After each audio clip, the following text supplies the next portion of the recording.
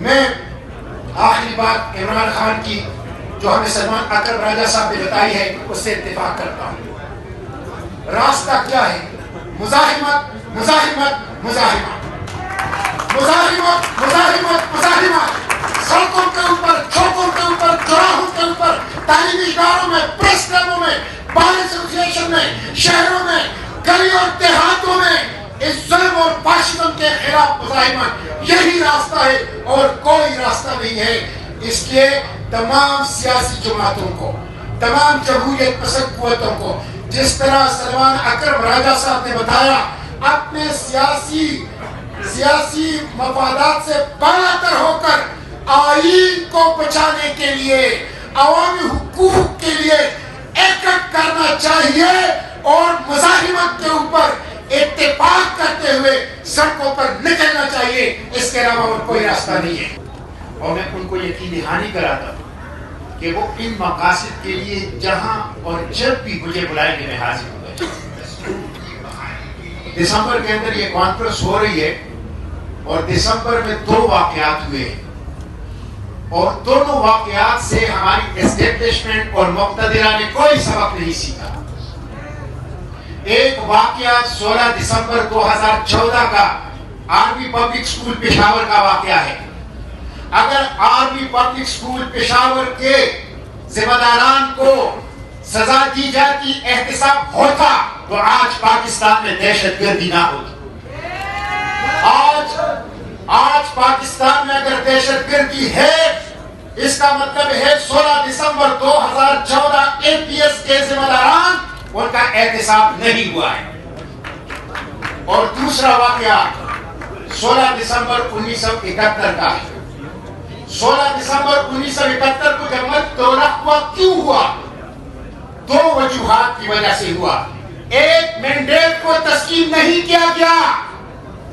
دوسرا، federating unit کو اس کے حقوق نہیں کیے گئے. آج بھی مینڈیٹ کے اوپر ڈاکہ ڈالا گیا ہے. آج بھی فیڈریٹنگ یونٹ کو ان کے حقوق سے محروم رکھا جا رہا ہے. اس لیے ہماری مقتدرہ، ہماری اسٹیبلشمنٹ نے قسم کھائی ہے کہ انہوں نے لرن نہیں کرنا. انہوں نے ماضی کے واقعات سے، سانحات سے سبق نہیں سیکھنا. میں پوچھنا چاہتا ہوں، سہراب برکت اور ان جیسے دیگر صحافی کیوں جیل میں ہیں؟ آج ایمنسٹی انٹرنیشنل آپ کے چہرے سے نقاب اتار رہی ہے. آج میڈیا کے لیے پاکستان گوانٹانامو بے بن گیا ہے. آج پریسنگ چین ہے.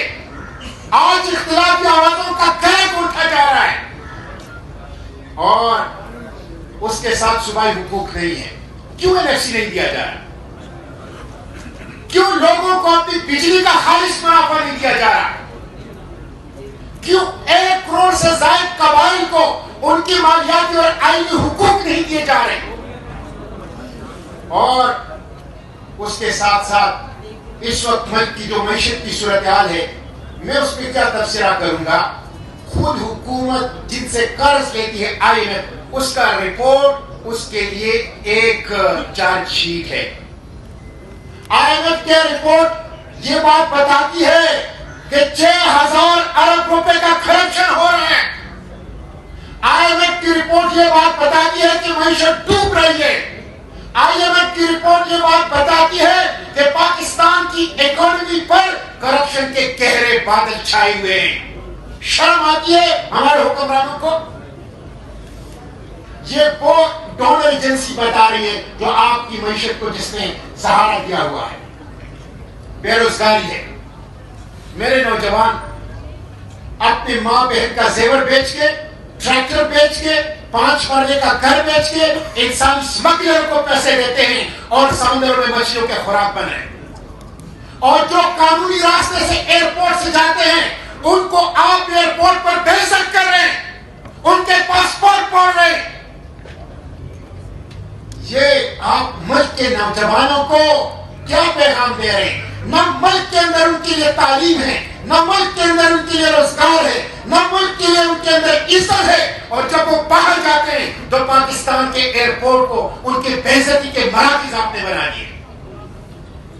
اور یہ سارے مسائل ہیں ملک کے، اور ان مسائل پہ پارلیمنٹ وہ انگوٹھا چھاپ، ربڑ اسٹیمپ، غلام، اسکرپٹڈ کارروائی کا مرکز جاری پارلیمنٹ وہ خاموش ہے۔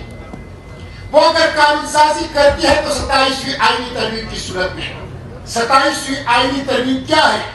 27ویں آئینی ترمیم عدلیہ کو بے اختیار کرنا ہے، چند لوگوں کے ہاتھوں میں طاقت کا ارتکاز کرنا ہے اور استثناء دینا ہے، غیر آئینی، غیر شرعی، غیر اسلامی، غیر قانونی، غیر انسانی استثناء جسے پاکستانی قوم مسترد کرتی ہے۔ یہ ہے پارلیمنٹ کا کام۔ میں اس دن عمران خان کی بہنوں سے یہ تحقیق کے لیے اڈیالہ جیل کے سامنے گیا، 3 گھنٹے مجھے لگے، 3 ناکوں سے مجھے واپس کیا گیا۔ انجانے سنسان راستوں پر میں 3 گھنٹے کے بعد رات 2 بجے ان کے پاس پہنچا۔ وہ کیا چاہتے تھے؟ وہ اپنے بھائی سے ملاقات چاہتے تھے، ان کا آئینی قانونی انسانی حق ہے، اور جب وہ ملاقات نہیں ہو رہی تھی تو وہ اپنی لیگل رائٹ آف پروٹیسٹ کو استعمال کرتے ہوئے وہاں درمد لیے بیٹھے تھے میری موجودگی میں۔ جب وہ مجھ سے اسرائیلی جیل میں گزرے ہوئے ایام کے واقعات سن رہے تھے تو اسی وقت واٹر کینن، لاٹھیوں اور پتھروں سے ان بزرگ خواتین کے اوپر حملہ کر دیا گیا۔ یہ فاشزم ہے، یہ فاشزم ہے۔ ہم اس کی مذمت کرتے ہیں اور یہ اس بات کی علامت ہے کہ یہ حکومت خوفزدہ ہے، یہ انسانی حقوق کا قاتل ہے اور یہ اختلافی آوازوں سے ڈرتی ہے۔ اس لیے میں مطالبہ کرتا ہوں، عمران خان ضمیر کا قیدی ہے، ان کو رہا کرو۔ علی وزیر ضمیر کا قیدی ہے، ان کو رہا کرو۔ علی وزیر کے اوپر سرے سے کوئی FIR نہیں ہے، ان کے وکلاء پریشان ہیں علی وزیر کے کہ ہم کس چیز میں ان کا کیس لڑیں، بغیر کسی وجہ کے ان کو قید میں رکھا گیا ہے۔ مارنگ بلوچ کو رہا کرو، عمران خان کو رہا کرو، علی وزیر کو رہا کرو، مارنگ بلوچ کو رہا کرو، سیاسی قیدیوں کو رہا کرو۔ یہ عوام کا مطالبہ ہے۔ آپ نے پاکستان کو اوپن ایئر پریزن بنا دیا ہے، ایک وسیع و عریض قید خانہ ہے جو چند لوگ اس قید خانے کے جیلر ہیں۔ پاکستان کے 25 کروڑ عوام اس کو مسترد کرتے ہیں۔ انقلاب فرانس سے سبق سیکھو، سری لنکا سے سبق سیکھو، نیپال سے سبق سیکھو، بنگلہ دیش سے سبق سیکھو۔ وہاں پبلک اپرائزنگ ہوئی، کیوں ہوئی؟ 4 چیزیں تھیں، ایک ایک جملے میں بتاتا ہوں۔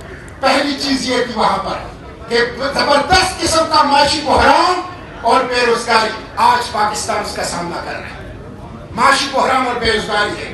دوسری چیز، وہاں پر اشرافیہ کا قبضہ تھا اور چوکیدار اور پیرادار کے وفادار چند لوگ پاکستان کے مالک بن چکے ہیں۔ اشرافیہ کے نام پر بدماشیاں پاکستان کے اوپر مسلط ہے، اشرافیہ کے نام پر مافیا پاکستان کے اوپر مسلط ہے۔ یہ دوسری چیز۔ تیسری چیز، عوام کی توہین، جبر، تشدد۔ آج عوام کو جبر سے ڈیل کیا جا رہا ہے، تشدد سے ڈیل کیا جا رہا ہے، توہین کیا جا رہا ہے عوام کو۔ اور چوتھی چیز، سیاسی راستوں کی بندش۔ جب آپ میڈیا کا گلا گھونٹیں گے، جب آپ پاکستان تحریک انصاف کو اس ظلم کے خلاف لیگل رائٹ آف پروٹیسٹ کا حق بھی نہیں دیں گے، جب آپ علی وزیر اور مارنگ بلوچ کو غیر قانونی طور پر قید اور جیل کے اندر رکھیں گے، تو یہ توہین ہے عوام کی۔ یہ 4 چیزیں آج پاکستان میں موجود ہیں، اس کے سبق سیکھو۔ یہ بلند بالا عمارتیں تمہیں پناہ نہیں دے گی۔ عوام جب بک رہی ہے پھر عوام کا سامنا نہیں کر سکو گے۔ میں اپنی بات سمیٹتے ہوئے آخری بات یہ کہوں گا کہ میں فلسطین میں اڈیالہ میں بھی آپ نے مجھے بند کر دیا، کئی دفعہ بند کیا اپنے ساتھیوں سمیت، اور اسرائیل کے جیل سے بھی میں آیا ہوں۔ اور میں بتا دینا چاہتا ہوں کہ 2 اسٹار امریکی جنرل کی سربراہی میں انٹرنیشنل اسٹیبلائزیشن فورس میں امریکی مقاصد کے لیے، اسرائیل کے اہداف کی تکمیل کے لیے پاکستانی افواج کی شمولیت کو پاکستانی قوم قبول نہیں کرے گی انشاءاللہ. ہم کسی صورت اس کو تسلیم نہیں کریں گے. اس کے ہوش کے نہ لوگ اسرائیل کے لیے پاکستان کے افواج کا استعمال نامنظور, امریکہ کے لیے پاکستانی افواج کا استعمال نامنظور. ٹرمپ آپ کے نوبل پیس پرائز کا حقدار ہوگا لیکن وہ قاتل ہے فلسطینیوں کا, غزہ کے لوگوں کا قاتل ہے, اور اس کے لیے پاکستانی افواج کا استعمال پاکستانی قوم وہ تسلیم نہیں کرے گی.